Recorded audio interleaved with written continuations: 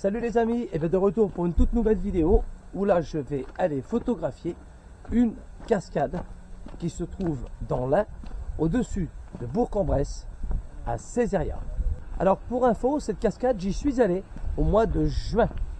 Alors comme vous le savez, au mois de juin, nous étions en période de sécheresse, où là, malheureusement, cette cascade ne donnait strictement rien du tout. Et de plus, pour la petite histoire, le petit filet d'eau que je voulais photographier s'est avéré un gros fail. Pourquoi? Eh bien tout simplement, après avoir fait la mise au point, après avoir calé le trépied, après avoir étudié mon angle de vue, je déclenche l'appareil et là, rien du tout. Strictement rien.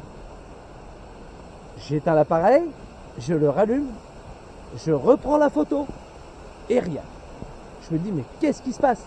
Et bien tout simplement, j'avais oublié la batterie à la maison.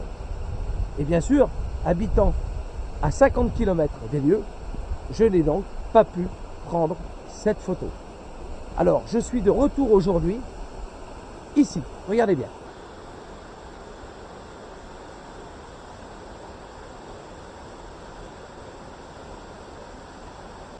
Alors donc aujourd'hui, je ne vais pas faire une session vidéo et photo avec caméra de chasse, mais simplement une photo de cette cascade avec un effet brume.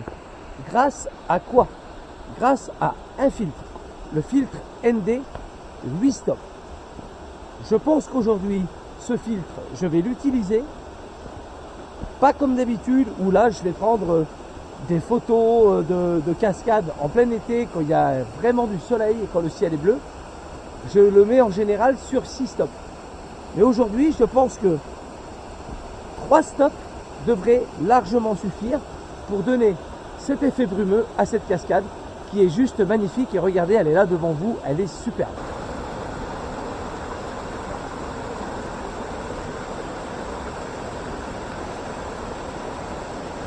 Alors bien sûr, avant de prendre une photo, comme celle que je veux prendre, il faut déjà, avant tout, se poser la question de qu'est-ce que je veux montrer aux spectateurs.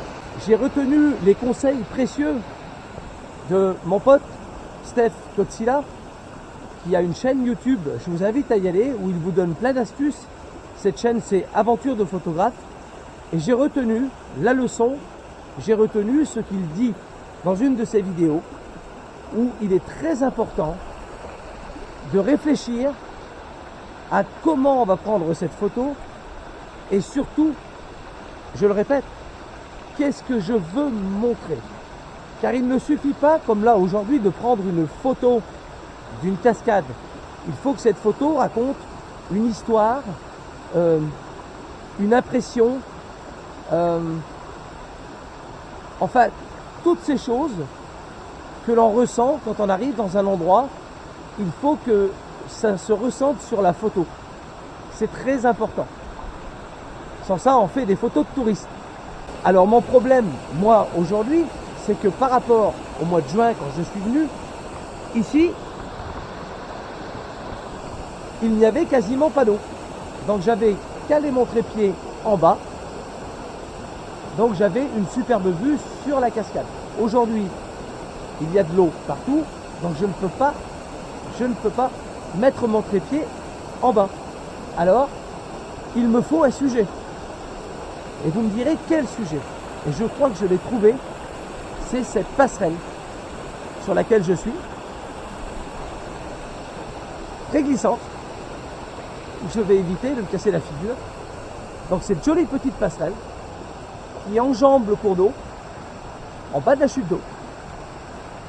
Et je vais essayer d'intégrer la passerelle dans le plan de la photo avec la chute d'eau en arrière-plan avec cet effet flouté. Je cale le matériel et je vous reprends tout de suite après. Alors, j'ai enfin trouvé l'endroit où caler mon appareil photo et surtout, quand vous prenez des photos, il faut trouver vraiment le bon angle, la bonne position, même si parfois cela peut être périlleux. Regardez,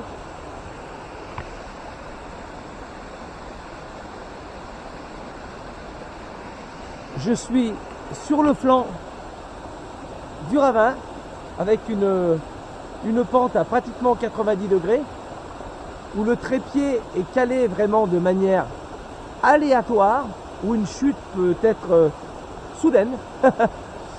mais voilà, j'ai trouvé l'angle pour faire ma composition. Voilà, ça c'est très important. Maintenant, je me suis rendu compte que je n'avais pas besoin d'utiliser le filtre ND, car comme vous pouvez le voir, il fait très sombre ici. Donc je me suis mis à une valeur de F25, à savoir que j'ai un ultra grand angle 10-20 Sigma sur trépied avec un temps de pause de 2 secondes. Et ça suffit amplement pour avoir cet effet de brume de la cascade. Alors le tout maintenant est de prendre la photo.